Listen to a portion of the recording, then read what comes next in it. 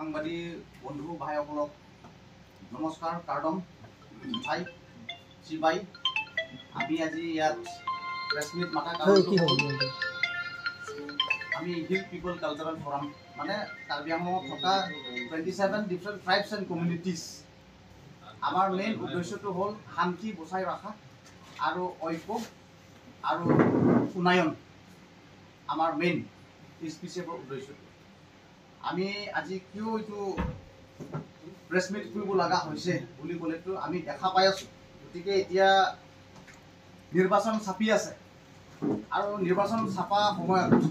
এতিয়া যিহেতু এতিয়া ৰিচেণ্টলি আমাৰ আসাম প্ৰদেশৰ কংগ্ৰেছ প্ৰেচিডেণ্ট শ্ৰীযুত গৌৰৱ গগৈ ডাঙৰীয়া কাৰ্বি আংলঙলৈ ভ্ৰমণ কৰিছিলে তাৰ ইণ্টেনশ্যন কাৰ্বি আংলং ভ্ৰমণ কৰাটো আমি প্ৰথমত ভাবিছিলোঁ ভাল হ'ব কিবা এটা বাৰ্তা দিব আহিব উন্নয়ন ক্ষেত্ৰত বুলি ভাবিছিলোঁ কিন্তু আমি যেনেকুৱা ভাবিছিলোঁ সেই তেনেকুৱা ওলা নাই মানুহজন সেইকাৰণে আমি আজি এতিয়া দেখা পাইছোঁ যে লাইক কেইদিনমান আগত কাৰ্বি আংলঙত থকা ইউথ ষ্টুডেণ্ট অৰ্গেনাইজেশ্যনবিলাকে প্ৰতিবাদ কৰিছে মই নিজেও আছিলোঁ এজ এ ইউথ হিচাপে তাৰপাছত আমি দেখা পাইছোঁ যে লাইক সি আহি ইয়াত মানে কাৰ্বি আংলং ৰাইজক মানে উচুটনি দিয়াৰ নিচিনা আৰু লাইক মানে তেখেতৰ মন্তব্য যি দাঙি ধৰিছে সেইটো মানে বহুত লাজৰ কথা আৰু ইটছ ভেৰি চেণ্টিমেণ্টেল কৰাই দিছে কাৰ্বি আংলং ৰাইজৰ প্ৰতি সি ইয়াত অহাটো কাৰ্বি আংলং ৰাইজৰ কাৰণে ভালকৈ অহা নাই নিচিনা আমি অনুভৱ কৰিছোঁ সেইকাৰণে আমি আজি ইয়াত দেখা পাইছোঁ যে লাইক অশান্তি সৃষ্টি হোৱা যেন আমি পাইছোঁ এই কংগ্ৰেছ প্ৰেচিডেণ্ট আসাম প্ৰদেশৰ শ্ৰীযুত গৌৰৱ গগৈ তেখেতে সাংসদ হয় লগত ক'ব গ'লেতো আগত সি যুৱ নেতা আমি বিচাৰিছিলোঁ কিবা এটা ভাল কথা কৈ যাব কাৰ্বি আংলঙত আহি এই কাৰোবাৰ ট্ৰাইবেল মানুহৰ ঘৰটোহে সি দেখাবলৈ পালে কোনোবা আমাৰ কাৰ্বি আংলঙতে তো এইটো বস্তুটো অকল সি কি মানে যোৰহাটৰ পৰা কাৰ্বি আংলঙত ভ্ৰমণ কৰাটো ইমানখিনি ৰাস্তা পদূলি যে আজিলৈকে হৈছে আগত আপোনালোকে নিজেও জানে যে লাইক যোৰহাটটো বাদ দিয়ে দিয়ক ডিফু মান্দা যাবলৈও মানে 15 বছৰৰ আগতত 1 ঘণ্টা লাগে ডিফুৰ পৰা বোকাজান যাবলৈও মানে 3-4 ঘণ্টামান লাগি যায় কিন্তু আজিৰ দিনত সেইটো বস্তু ৰাস্তাটো 4 লাইন আছে আগত 1 লাইন আছিলে এতিয়া 4 লাইন ঠিক কেলে হ'বলগীয়া হৈছে ৰাস্তাটো কাৰণ এতিয়া যোনটো চৰকাৰ সি যথেষ্ট ভাল কাম কৰিছে আমি আজি ক'বই লাগিব যে এতিয়া কাৰ্বি আংলঙত ডক্টৰ তুলিৰাম ৰংহাং লগত বিজেপি চৰকাৰ অহাৰ পাছত অলপ উন্নতি পদক্ষেপ আমি দেখা পাই আছোঁ আমি কিন্তু আজি ইয়াত বিজেপি ভাল কংগ্ৰেছ বেয়া এইটো আমি ক'বলৈ যোৱা নাই কিন্তু আমাৰ কিছুমান ৰেছপনচিবিলিটিজ আছে আজি মই অলপ পৰিচয় কৰাবলৈ বিচাৰিছোঁ মোৰ নাম Dhiraj Diphusa secretary general hill পিপল কালচাৰেল ফৰাম আৰু x president of Dimasa student union Karbi Anglong আৰু আমাৰ এইফালে কুকি সম্প্ৰদায়ৰ ফালৰ পৰা টংথাং টাউথাং এক্স KNA প্ৰেচিডেণ্ট অংকিত পাল বাঙালী কমিউনিটিৰ ফালৰ পৰা কাৰ্বি আংলঙৰ তেখেতে যুৱ নেতা তথা SPCFৰ জড়িত সি পাব্লিচিটি হিচাপে আৰু অসমীয়া ফালৰ পৰা দীপেন চেতিয়া আৰু ইফালে আমাৰ গাৰো সম্প্ৰদায়ৰ ফালৰ পৰা গাৰো কালচাৰেল ছ'চাইটিৰ ফালৰ পৰা অহা জেনেৰেল ছেক্ৰেটাৰী ডাঙৰীয়া চাংমাদা আৰু ইফালে পাংচিয়াংলাং ৰটানে খাচীৰ ফালৰ পৰা আৰু সেইফালে আদিবাসী ভাইৰ ফালৰ পৰা আৰু এইফালে আমাৰ ভোজপুৰী সমাজৰ ফালৰ পৰা আহিছে আমাৰ গোৰ্খা ফালৰ পৰা আছে আমাৰ তাত আৰু আছে আপোনালোকে চাব পাৰে আমাৰ ইয়াত 26টা জাতি জনগোষ্ঠী আছে আজি আমি ইয়াত চিন্তা কৰাটো শান্তি হ'ব লাগে আৰু শান্তি কেনেকুৱাকৈ ল'ব বুলি ক'লেতো চবৰ দায়িত্ব আছে সেই হিচাপে আমি আজি ইয়াত উঠি আহিছোঁ কিন্তু আমি ৰিচেণ্টলি দেখা পাইছোঁ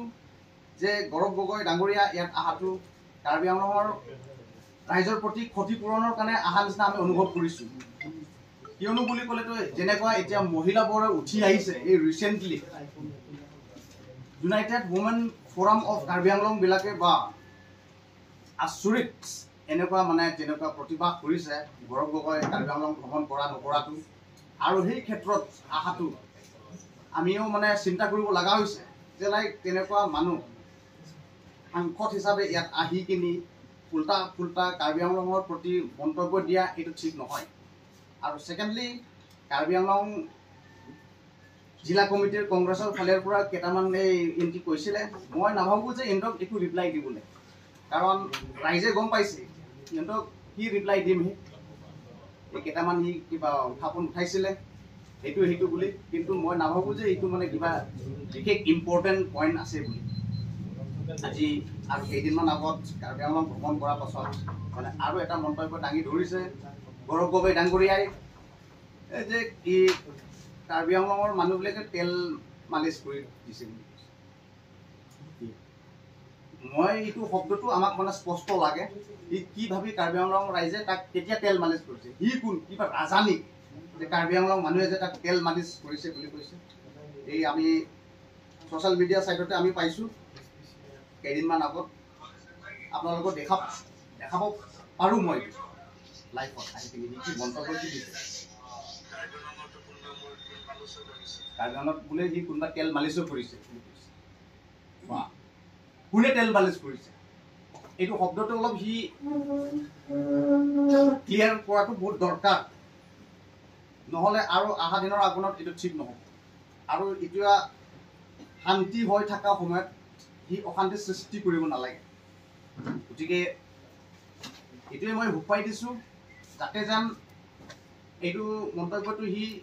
স্পষ্টকৈ ক'ব লাগে আৰু সি কি ক'ব বিচাৰিছে ইয়াত, যাতে যেন ইয়াত মিছ আণ্ডাৰষ্টেণ্ডিং সি কৰাবলৈ আহিছে নেকি কাৰ্বি আংলঙত, সেইটো আমাৰ ৰাইজে নিবিচাৰে আৰু আমি তাক ক্ষমা কোনোদিন কৰিব নোৱাৰোঁ। আৰু আমাৰ মাজত সম্প্ৰদায়ৰ ফালৰ পৰা কওক। আমাৰ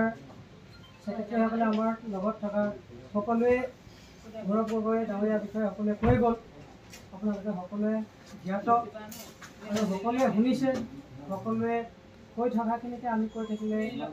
ভুল হ'ব, তথাপিতো নকৈ আমি দৰকাৰ পৰা নাই। যিহেতু আমি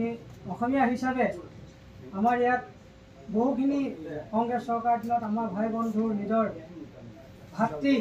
আমি বহুকেইজন আমি আমাৰ কাৰ্বি আংলঙত হেৰাবলগীয়া হৈছিল। সেই সময়ত আমাৰ কংগ্ৰেছ চৰকাৰৰ গৌৰৱ গগৈ ডাঙৰীয়া ক'ত আছিল? তেওঁ আমাৰ অসমীয়া মানুহৰ হয় 2-3জনকৈ ল'ৰা আমাৰ ইয়াৰ পৰা আমাৰ বুকুৰ পৰা আঁতৰি গুচি গ'ল। তেওঁলোকৰ হয় আজি তেওঁ দুখাৰ মাতি তেওঁ কাৰ্বি আংলঙত কিয় কৈ থৈ লৈ গ'ল?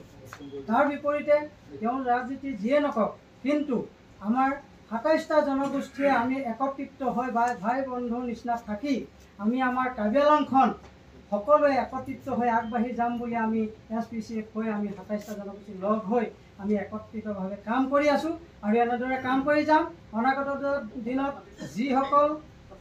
ৰাজনীতিৰ দল আমাৰ ইয়াত নাহক কিয় আমি সকলো ফালে আছোঁ, কাৰণ আমি সাংস্কৃতিক প্ৰিয় SPCF। সেইকাৰণে যিসকলে শুদ্ধ নীতিৰে শুদ্ধ ভাষাৰে শুদ্ধ পথেৰে আমাক লৈ যাব আমি তেওঁলোকৰ ফালেৰে আমি জয় কৰি যাম আৰু আগবাঢ়ি যাম। আৰু আগন্তুক দিনত যিখিনি আমাৰ SPCFে কৰিবলগীয়া আছে আমি আগবাঢ়ি কৰি গৈ যাম আৰু